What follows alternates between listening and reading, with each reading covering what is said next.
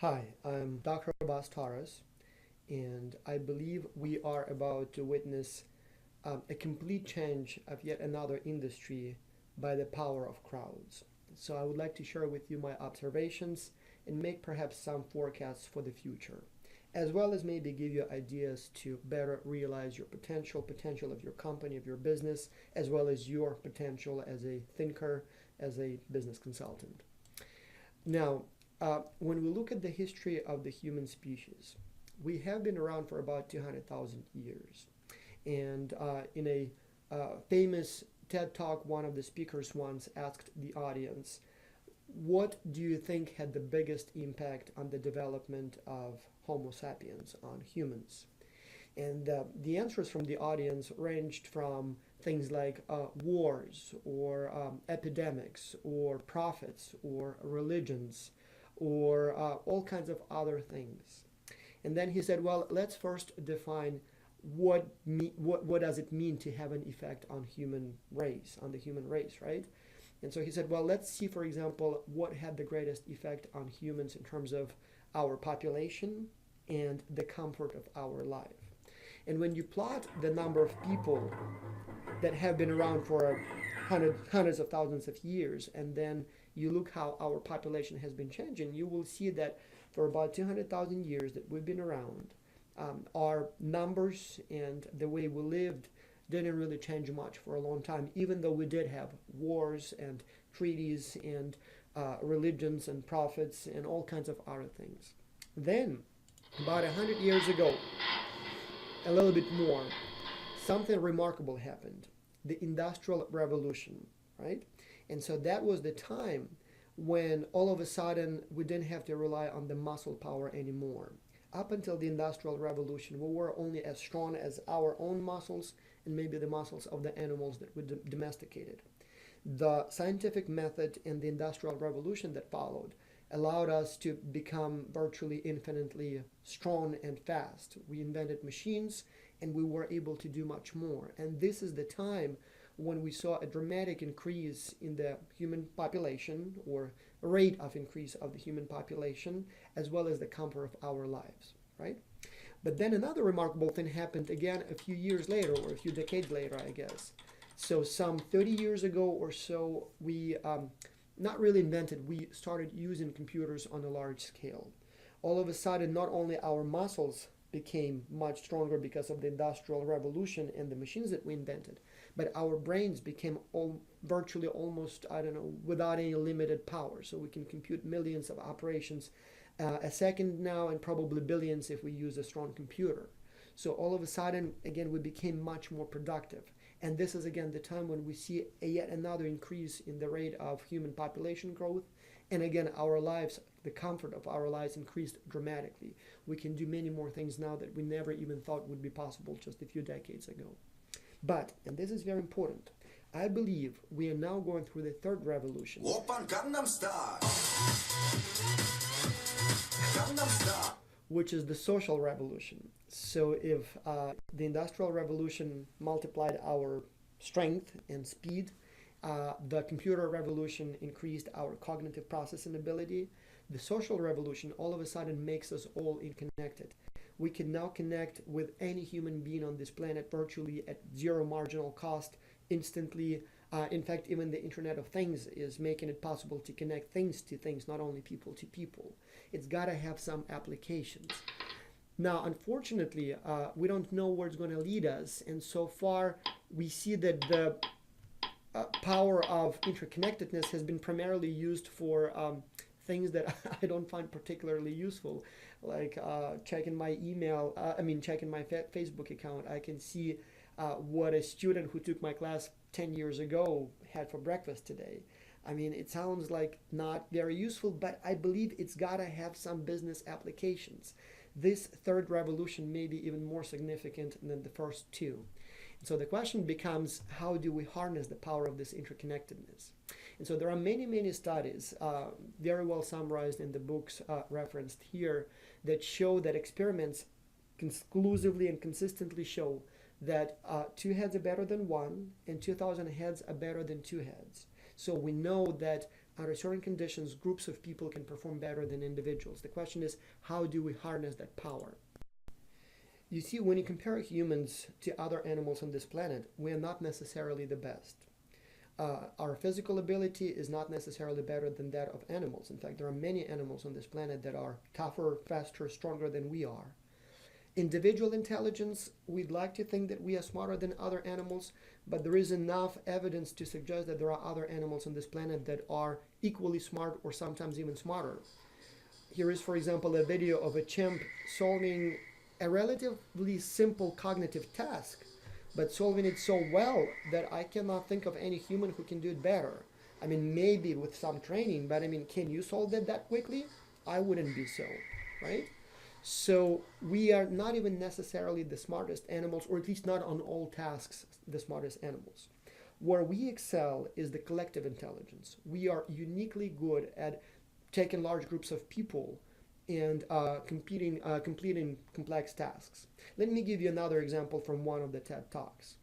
If I took you, a person, a human, and a chimp, an ape, and put you on an island, an inhabited island, a deserted island, who would have a greater chance of surviving in the wilderness? The answer probably is the chimp. The chimp is better suited to survive in those kinds of conditions. Chances are we as a human, or we as humans, when left alone, are not very good, not very survivable. What if I took 20 apes and 20 humans? Which of the two groups will have a greater chance of surviving? Here it becomes more interesting. So here humans actually have a very good chance. What if I had 1,000 humans and 1,000 chimps? All of a sudden, 1,000 humans probably will win hands down every time. And if I had 1,000,000 humans, oh yeah, for sure, humans will be much, much better off than 1,000,000 chimpanzees, right? So where we are very good is this collective intelligence. And the reason this third revolution, this interconnectedness, is very important, because we are probably the only species that is good at large group collaboration. We can complete sometimes tasks in hundreds of millions, if not billions of people, and I'll give you some examples in a few minutes. But first, let me tell you why I am interested in this topic, how I came to like and recognize the potential of crowd-based solutions. First and foremost, I'm a researcher. I'm a university professor, and I teach and I research. And up until some time, I was mainly writing papers because it's part of my job. I would have an interesting idea. It sounds interesting, let's test it, maybe publish a paper. But some time ago, a few years ago, I started this X-Culture project. And so what that is we bring thousands of MBA and undergraduate students from all around the world, about 4,000 of them every semester. And we put them in global virtual teams. And so each team would be composed of 7 people or so, usually every person coming from a different country. And those people would be working on real-life challenges presented by real-life businesses.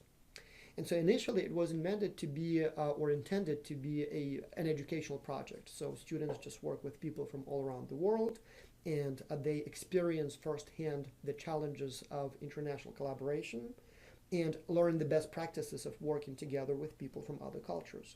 So kind of an experiential component to spice up my in-class lecturing in international business. But then several things happened. One, soon enough, we recognized that X-Culture is a wonderful research platform. We have all those teams, about 500 teams every given semester, and we can observe them and learn from that. And hardly ever, nobody really has access to so many teams at the same time. At most, researchers would be able to create a few teams in the classroom, maybe have access to an organization and have a few global virtual teams, but nobody has hundreds of teams repeatedly. And so we started doing some research trying to see what works, what doesn't, why some teams do a better job than others, trying to understand how it works. Second, and this is very important, soon enough, real companies started coming to us with real-life challenges. So, for example, like Mercedes-Benz at some point was asking for design ideas for trucks for developing countries. Or the Home Depot was asking for ideas for improving their online .com services. Or Louis Vuitton was looking for best locations for their new stores and design ideas for those stores. And then many, many smaller, less known companies that had other types of requests. And so that put me in a position where the answers to the questions were not interesting to me because I wanted to publish them, but because I was leading this large project with thousands of people, and I needed to know what works and what doesn't. I needed to know how I can arrange the process in those teams so that the students are happy, so that they learn, and so that the clients, that the organizations get the best ideas possible. So the truth is, I don't even care if my research will get published. I'm more interested in getting the answers. I need those answers. And if they get published and benefit the society, well, even better.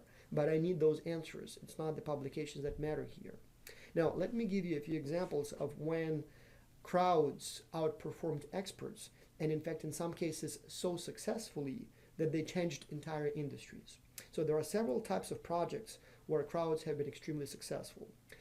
One type is the projects where large tasks or projects were split into small tasks. And so the crowds were put to work to complete those small, largely independent tasks. The best examples would be Wikipedia, for example, Galaxy Zoo, eBird, and other projects. You know Wikipedia, right? So Wikipedia effectively killed the Encyclopedia Britannica in a matter of a few years. The Encyclopedia Britannica has been around for what, like 300 years? And then those amateurs come along, and in a matter of like 2 years, completely push the Encyclopedia Britannica out of business. The way they did it is they said, well, everybody can contribute, and the beauty of that project is that you can make a contribution without really knowing what's going on in the rest of the project. You're reading an article, you see a typo, you correct the typo, you don't even have to read the entire article to make a contribution. Or you have an idea for an article, you just write that article. You don't have to read the entire Wikipedia. So every contributor is independent of the other contributors to a large degree. And every contribution doesn't necessarily need to be synchronized with other contributions. Same thing with the Galaxy Zoo. So there was this graduate student at a university somewhere in the UK, I can't remember the name, and for his doctoral thesis, he had to classify a large number of galaxies, pictures of which he had thanks to the data sharing of the Kepler telescope. And so he spent several months trying to classify those galaxies, you know, the size, the shape, the color, which direction it spins, and so on and so on. And after spending several months, he realized that he classified only several thousand of those galaxies. I mean, one person, even if that person doesn't sleep and is a, you know, strong, good expert, cannot process much of that information in a limited period of time. And then another friend of his said, well, why don't I create a platform where the pictures can be displayed one by one, and amateurs, anyone who wants, can look at those pictures and, you know, with a few simple clicks classify them, you know, color, red, spins, clockwise, size, medium, and so on and so on. And so that's what they did. And surprisingly, in a matter of a few weeks, they classified, the amateurs, the crowd, classified much more than the expert could do in a few months. In fact, my own kids contributed and must have classified a few hundred of those galaxies. And so in order to contribute, you don't need to know everything about galaxies. You don't need to know everything about those projects. You just look at the picture and you classify it using the clicks, you know, the buttons on the side. That's it. Same thing with the eBird. That's when the bird watchers, they, you know, observe birds and they just contribute their observations to a larger database. And then again, no matter how big your lab is, no matter how much money you have, you probably cannot outperform thousands, if not millions of bird watchers around the world who are collecting those data for you. And again, they may not know what other bird watchers do, but once you put all those data together, you get a product that no expert could produce individually or in a small research team. In fact, the largest collaboration project ever relied on this same principle. Over 1 billion people took part in this project, and that was a collaborative venture between CAPTCHA and Google. Google was trying to digitalize books, and as you know, they literally scanned millions of books and ran them through the text recognition software, but there were always some words that the computers couldn't recognize. And so what they did is they teamed up with CAPTCHA, and so every time you would enter your kind of recognize the text for security reasons online when you log in, for example, to your account, you would be given 2 words. And the reason there were 2 words is because one of them is a known word and it's used to test to make sure that you're not a robot, not a computer software. But the other word was actually a word from the Google scanned books that the computers couldn't recognize. And you as a human, unintentionally, not knowingly, would recognize that word, would type your translation or transcription, and then they would just take that and use it to digitalize the books. Then you have projects where the principle is built around, collaboration is built around the principle of kind of Lego blocks, modular projects. So for example, Apple App Store is my favorite example. And many people, admire Steve Jobs for being visionary and for the touchscreen on the iPhone and stuff like that. But one thing that really killed Nokia, in a sense, or Research in Motion, BlackBerry, and made Apple the front runner in this competition is not so much the touchscreen or the design or the functionality of iPhone. It was the open source approach. So Apple said anyone now can contribute apps to the App Store. So anyone can now contribute to developing the software on that phone. And in a matter of a few months, you had an app for everything. You had literally millions of those apps. And so while other companies had also touchscreen phones and phones that look very pretty, in fact, I've seen quite a few Research in Motion, BlackBerry new phones, not any worse than Apple. But because Apple was able to create that infrastructure where everybody, the crowd, can contribute with wonderful ideas for apps, their operating system became so much superior to anything else that obviously we didn't even look at Nokia's anymore. We wanted that that phone that has an app for everything. And so that was very hard to copy, and it was that was the revolutionary idea. And so again, the good thing here is that the individual developers, they don't have to know about the other apps. They just write their own little app. But once you put it all together, once the crowd contributes all together, the final operating system, the final thing that you can put on your phone is so much better than, for example, what the experts at Nokia or BlackBerry can do, right? So the same thing applies to Linux and Mozilla. Again, people write code, and different people write different kind of modules, blocks of code. And then you can take different blocks and repackage them the way you want, maybe make some different changes, and voila. Some of those programs dominate some markets. Like, for example, Linux dominates the software market. So they pushed out, the server market. They pushed out IBM and Microsoft from that niche almost completely. Information markets is another very good example of how crowds are used to make best solutions. A very primitive, simple example of information markets would be the guess the number of candies type of game. Sometimes at events you would see a jar full of candy, and the task is to guess how many little units are in that jar, and whoever guesses the closest gets the prize. And so while individuals usually are not very accurate at guessing how many candies are in that jar, the average of all the guesses tends to be extremely close to the actual correct answer.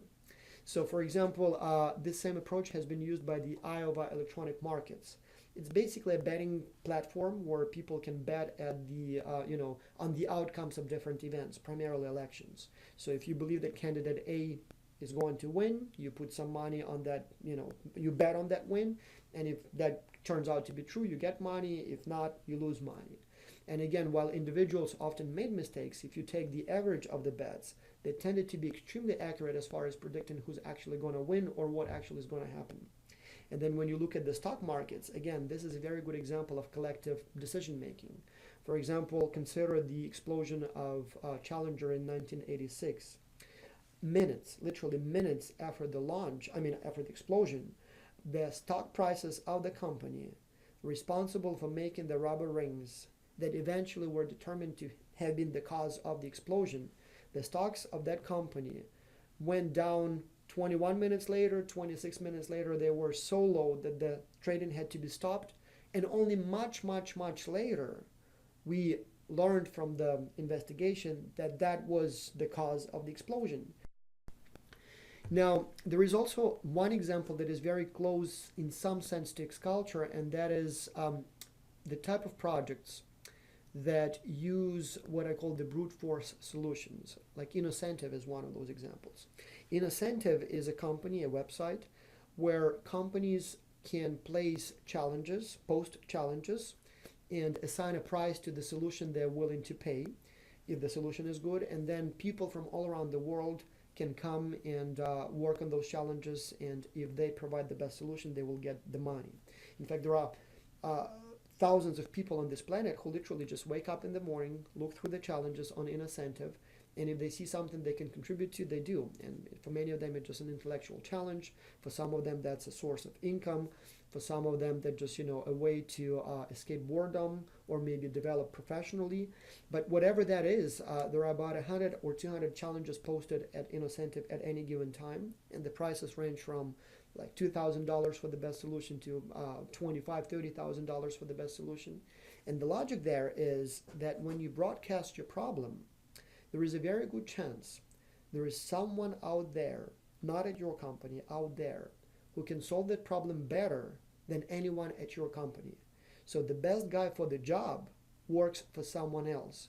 So by broadcasting that challenge, you basically solicit ideas from anyone and everyone. And so chances are someone out there can outperform whatever you have at your lab. And so this is similar to what we do in X-Culture. So we have about a dozen companies that we select every semester, and they present their challenges. And then we have thousands of MBA and business students from all around the world, over 40 countries, over 100 universities, who look for solutions. And so the idea here is, as one of the authors once put, it's like, sending thousands of ants in all possible directions in search for food. If there is something out there, if there is an opportunity out there, if there is a solution out there, one of them will find it and bring it to the company, and that solution will likely be better than whatever you can develop internally. So we have many examples when crowds successfully outperformed experts and literally changed entire industries. But the question is, will it work in business consulting? And the reason the answer is uncertain is because the way business consulting operates is very different from how crowdsourced problem solving should be organized. First and foremost is secrecy, right? For crowdsourcing, you need to have an open approach. You need to broadcast the challenge. You need everyone and anyone to be able to see it and to have all the relevant information. In business consulting, normally you have secrecy, and it's not even because the consultants are, secretive. It's because in many cases clients want secrecy. They don't want the competition to know what kind of projects the consultants are trying to help the company with, and so that creates a problem. Second, the consultants tend to be very similar. They tend to graduate from the same types of programs. They tend to have the same type of education, same type of even sometimes a social background. Whereas for crowdsourcing to be successful, you have to have diversity. You have to have people of different ages, cultures, education, industries. And so you need that diversity, and usually consulting companies don't have that. Second or third, even when you hire a consulting company, a large consulting company, it's not going to be the entire company that works on your challenge. It will be a few people of the company. In many cases, there will be one or two experts assigned to the project, maybe a few dozen if it's a big project and a big consulting company. And again, for the crowd-based solutions, you need to have large crowds, right? We're talking about the more the better, thousands, millions, even better. So as a result, the best solution generated by the consulting industry will be the best solution generated by those few people from that one company that you chose as your service provider. Whereas in crowdsourced approach, the best solution that's the best solution of all thousands or millions of people who contributed to the solving the problem. Finally, and this is also very important in business consulting, the pay is guaranteed, right? When you hire a consulting company, you usually agree either on an hourly pay or rate, or on a total rate. So you say, if you do this project, this is how much you will get paid. There may be some sort of stock options or some other options or performance-based bonuses embedded in the pay, but the consulting company know they will get paid, and they usually know how much. With a crowd approach, you cannot guarantee that. I mean, it's going to be either a guaranteed amount going to someone from the crowd who provides the best solution, and so everybody else doesn't get paid, or some sort of other kind of not necessarily gamble-based approach, but again, whoever signs up to contribute is not guaranteed to be paid because the crowds are very large and because that's not why you solve problems using crowds. So we know crowds have been doing wonders in many industries, changing industries, pushing out experts out of the business. So we know it's possible to use crowds to outperform experts. The question becomes how? How can we do it in the business consulting industry? How can we use crowds to solve business problems and deliver superior value to managers? Now, here are some of the models that we've been testing in the X-Culture project. What we have now is a model that I refer to as a brute force solution. So this is basically the same model that Innocentive uses. The idea here is that you recruit a lot of people to solve the problem, in our case, several thousand students, and you give them a challenge, and then you hope that some of the people just naturally are smarter than others, or maybe have some insider information, or have some special skills. And so while the entire crowd will perform not so well, or most people in the crowd will not perform so well, some people will actually be stars, and they will do a very, very good job. And as long as there are many, many people, the best guy in the crowd will deliver a very interesting solution. You discard the other 90%, but that 1 out of 10 or maybe 1 out of 100 is where real value lies, right? The problem with this model is that the peak performance of the crowd here is the peak performance of the best member of the crowd. So the crowd is only as good as the strongest member or the strongest team in the crowd. It's usually better than what the company, the client can do internally, but it's still not any better than that right individual could have done on his or her own. Now the thing is that the brute force model, the model that is used by Innocentive, this is the stone age of crowdsourcing. This is very primitive. It's not effective. In order for the crowd to be successful, you need to have a process that will allow individual members of the crowd to perform better than if they were working alone. So for example, here is a video that shows how working as a team, as a crowd, a group of people can scale a wall that none of them could do individually, right? So let's watch it again. So as you can see, when they work together, the peak performance of the group, in this case is what, like 6 meters, is much higher than the peak performance of the individual, which would have been, I don't know, maybe 3 meters, maybe 4. So this is what we want. How can we do it? Well, the secret seems to lie in the collaborative process. Just like, for example, when you take 10 people and you ask them to brainstorm, for example, as many uses as possible for a plastic bag, and you put those 10 people in different 10 rooms, and you ask them to generate as many ideas as possible, and then you take the same 10 people and you give them the same task, but you put them in the same room. When they work in the same room, they will produce actually many more ideas, because I say something that gives an idea to another guy, he says something that gives an idea to me, and so without that hint, I would have been able to produce the idea that I now have. So you must have that exchange of ideas. You must have that, your idea gives me an idea. And so there are a few models that potentially can solve that problem, that potentially can break that hurdle. So one of those models we call peaking. And so what peaking is, it allows people from different teams to see what other teams are working on.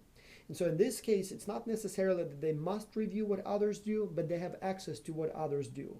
And so the hope here is that by seeing what other solutions the other teams produce, that may give ideas to you, and as a result, you will be able to come up with a better solution that you would have not been able to come up with have you not been given a chance to peak what others do, right? So all of a sudden, the peak performance in this case is actually higher than what it would have been if you didn't see what other teams are working on. You see that little difference? Huge difference, makes a huge difference in the end. Another model that we want to test is not only peaking, not only allowing them to see what others do, but actually forcing them to review what others do and even criticize and select the best solutions and explain why they think those solutions are better. The truth is, when we tried the peaking model, when we tried letting students see what others do, not many of them bothered. Not many of them spend time reviewing work of others. So the hope here is that by forcing them to review, at least maybe 5-10 submissions by other teams, people will be kind of prompted to see what others do and learn from it and do even better. So the peak performance would increase even more. Now, the idea that I particularly like is what I call the survival of the fittest idea.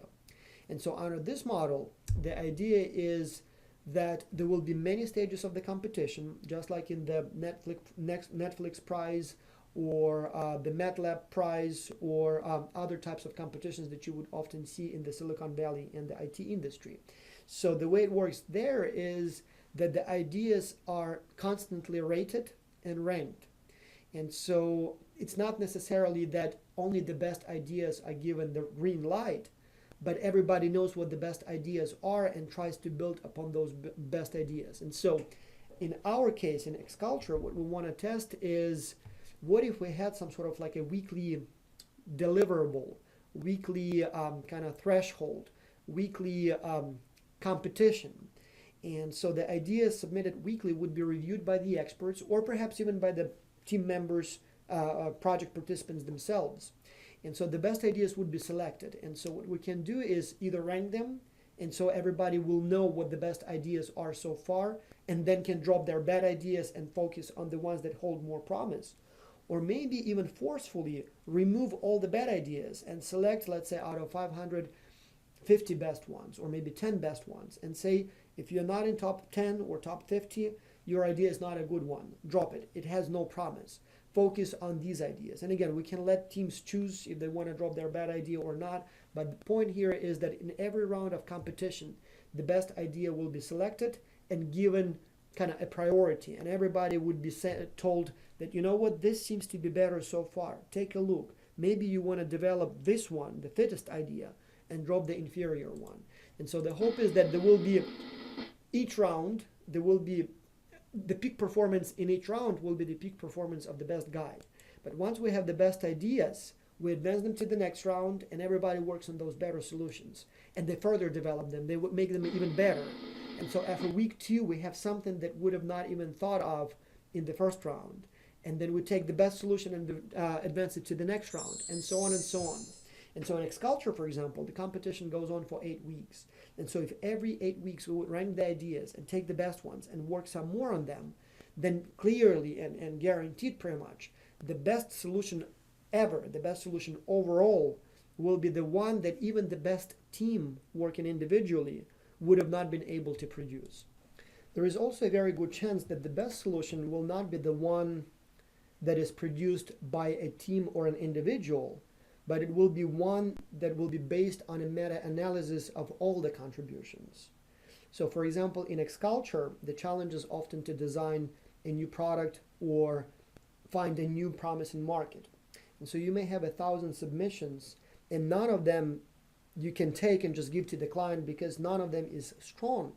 But when you look at what's in those 1,000 solutions or reports, and when you see that, for example, 900 teams recommend a particular market as a promising market, then you can know that, yes, probably there is something to it. If so many people see the potential there, there is probably a very good chance that there is a potential there. Likewise, if 900 out of 1,000 teams recommend a particular product feature, again, there is a very good chance it does have value. It does have a promise. So some sort of a meta-analytic approach to crowdsourced problem solving may actually be the most effective one. Now, I'm not going to review all the models of organizing crowds. I'm just going to talk about one more type. There is a very good chance the best model will be a combination model, will be a model where crowds work with experts, not against experts, where crowds produce certain ideas, and then experts take a look at them and maybe advance them further. Right? Maybe polish them, maybe select the best ones. Then they send them back to the crowd for further review, and the crowds work some more, generate more ideas. Send them back to the experts. Experts work on them some more. And so this kind of collaborative process where experts and crowds work together may actually produce the very best results. So if I were a big consulting company, I wouldn't necessarily go out of business just because the crowds can outperform me one day. I would try to find a way where my experts work with the crowds and thereby deliver the greatest value to the client. So the big challenge is, how do you organize crowds so that you can balance the need on the one hand for size, for diversity, for exchange of ideas within the crowd, and then the noise and the chaos that comes with the size and with the idea exchange? How can you make the process efficient? Because if you worked in large teams, you know that sometimes the process losses greatly outweigh the benefits of the larger team. And so you want to find a process that allows this efficient collaboration, that allows an efficient and reliable and valid way of selecting the best ideas, promoting them further, disseminating them to the entire crowd, allowing the crowd to work on those best ideas. How do you do that? So I hope we will find a model that will, on the one hand, allow us to generate ideas that the companies will be so happy about that they will actually pay good money for the solutions. And in the process, we will actually teach our students how to work in large groups. So they will not only get the benefit of cross-cultural collaboration as it now happens in X-Culture and where the main value of X-Culture lies, but they will actually learn something in the process. They will learn how to organize themselves so that when they work as large crowds, as teams, they can actually outperform themselves working individually. And so my hope is that one day we will be able to get a research grant that will allow us to, as the final testing stage, that will allow us to hire a real professional consulting company, or maybe even a few, I don't know, Boston Consulting Group, McKinsey. I know it will be expensive, but maybe we'll find the funds. And so when we have a good crowdsourcing model in place for solving business problems, we will hire professionals, and then we will have a competition. And so the professionals will work for the money, and the amateurs will work for whatever they work, motivation, development, maybe even some money too. And then we will take the best solution produced by the crowd, and we'll take the best solution produced by the experts, and we will submit those two copies unmarked, blind, without the authors listed on the copy to the client, and we'll ask them select which one is best. And if the client selects the crowd, that will be the turning point in the industry. That will be the point where we can say, why would you want to pay so much to the experts when crowds of amateurs can outperform them? So obviously we still have a lot of questions to resolve before we can say that we are changing the industry. I mean, compensation and incentives. How do you incentivize the people? How do you do it ethically? How do you do it in a way? Do you do it in the way that people are motivated to deliver their best performance? What happens to the co-authorship? What happens to the copyright issues? If somebody makes a contribution and that contribution is used by another team and then is developed into the development solution, how do you reward and compensate all of those who contributed here? So all of those are good questions, and I at this time don't know what the answers will be. But I know this. Within the next several years, we will see a huge shift in business consulting. We will either see a complete change of the industry where it will be all about crowds, it will be the Wikipedia model and not the Encyclopedia Britannica model, or we'll see some sort of a combination like the Apple model, where you still have the Apple, the company, the kind of professionals who oversee the process, but then amateurs from all around the world submitting their solutions. We will see how it goes. I don't know if it will be X-Culture, my team and I, who will make that change, or if somebody will just take our ideas and does it better, but we know that change will happen. So we better be ready, we better prepare our students for that, we better teach them how to do it so that one day when they are managers or consultants or just employees of organizations, they know how to run this process to get the best value. Exciting times. I know that change will happen in the business consulting industry. I don't know what model will win, but I know crowds will be playing an increasingly important role in this industry, and hopefully the work we do in X-Culture will contribute to that change. So if you have any ideas for how to better organize crowds towards solving business problems, do let me know. And let's check again, I don't know, in 10 years and see how the industry will have changed by then.